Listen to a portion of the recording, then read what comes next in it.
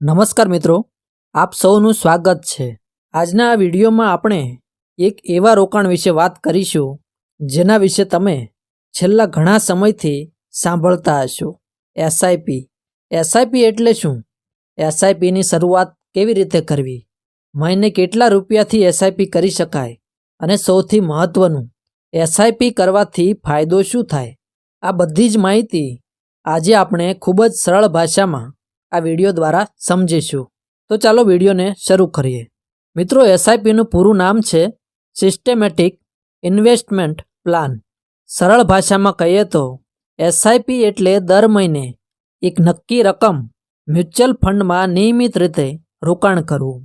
ઉદાહરણ તરીકે, જો તમે દર મહિને ₹500 કે 1000 અથવા 2000 રોકાણ કરો છો તો આ રીતે નિયમિત રોકાણને એસઆઈપી કહેવાય છે।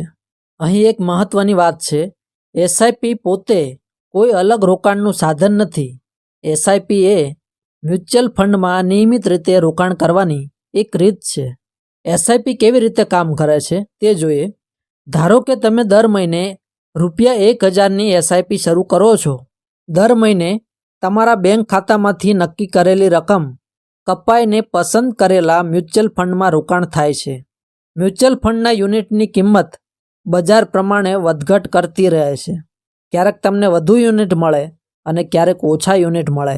આ રીતે લાંબા સમય સુધી નિયમિત રોકાણ કરવાથી બજારના ઉતાર ચઢાવની અસરને સમય સાથે સંભાળવામાં મદદ મળી શકે છે।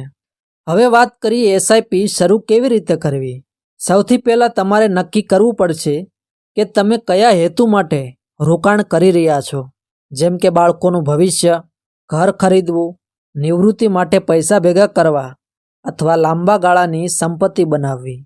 ત્યારબાદ તમારી આવક અને ખર્ચ પ્રમાણે તમે દર મહિને કેટલી રકમ રોકાણ કરી શકો છો તે નક્કી કરો। પછી કોઈ યોગ્ય અને સેબી રજિસ્ટર્ડ પ્લેટફોર્મ અથવા તો મ્યુચ્યુઅલ ફંડ કંપની મારફતે કેવાયસી પૂર્ણ કરીને મ્યુચ્યુઅલ ફંડ પસંદ કરી એસઆઈપી શરૂ કરી શકાય છે। એસઆઈપી શરૂ કરતા પહેલાં માત્ર કોઈના કહેવા પર ફંડ પસંદ ન કરવું।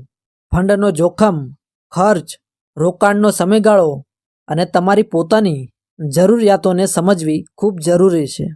ઘણા લોકો એવું માને છે કે રોકાણ કરવા માટે મોટી રકમ હોવી જરૂરી છે, પરંતુ એવું નથી।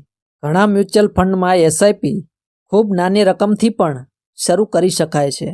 ઉદાહરણ તરીકે, તમે ₹500 કે 1000થી પણ શરૂઆત કરી શકો છો, પરંતુ દરેક ફંડની મિનિમમ એસઆઈપી અલગ અલગ હોઈ શકે છે, તેથી રોકાણ કરતાં પહેલાં તેની શરતો તપાસવી જરૂરી છે।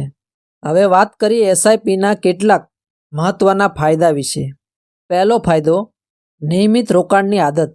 દર મહિને નક્કી રકમ રોકાણ કરવાથી બચત અને રોકાણની શિસ્ત વિકસાવવામાં મદદ મળે છે। બીજો ફાયદો, લાંબા ગાળે કમ્પાઉન્ડિંગનો લાભ। જો રોકાણમાંથી મળતું વળતર ફરી રોકાણમાં જતું રહે તો સમય સાથે તમારા રોકાણની વૃદ્ધિ ઝડપથી થઈ શકે છે। પરંતુ અહીં ધ્યાન રાખવું કે મ્યુચ્યુઅલ ફંડમાં વળતર નિશ્ચિત નથી અને બજારના જોખમને આધીન છે। ત્રીજો ફાયદો, બજારના ઉતાર ચઢાવમાં નિયમિત રોકાણ। બજાર ઉપર હોય ત્યારે અને નીચે હોય ત્યારે પણ એસઆઈપી ચાલુ જ રહે છે। આ કારણે અલગ અલગ સમયે રોકાણ થતું રહે છે। હવે એક આપણે નાના ઉદાહરણ દ્વારા આને સમજીએ। ધારો કે તમે દર મહિને ₹1000ની એસઆઈપી કરો છો, તો એક વર્ષમાં તમારું કુલ રોકાણ ₹12000 થશે। જો તમે આ રોકાણ ઘણા વર્ષો સુધી ચાલુ રાખો અને રોકાણને મળતું વળતર ફરી રોકાણમાં રહે તો સમય સાથે મોટી રકમ બની શકે છે। આ માત્ર એક ઉદાહરણ છે। વાસ્તવિક વળતર બજારની કામગીરી ઉપર આધાર રાખતું હોય છે।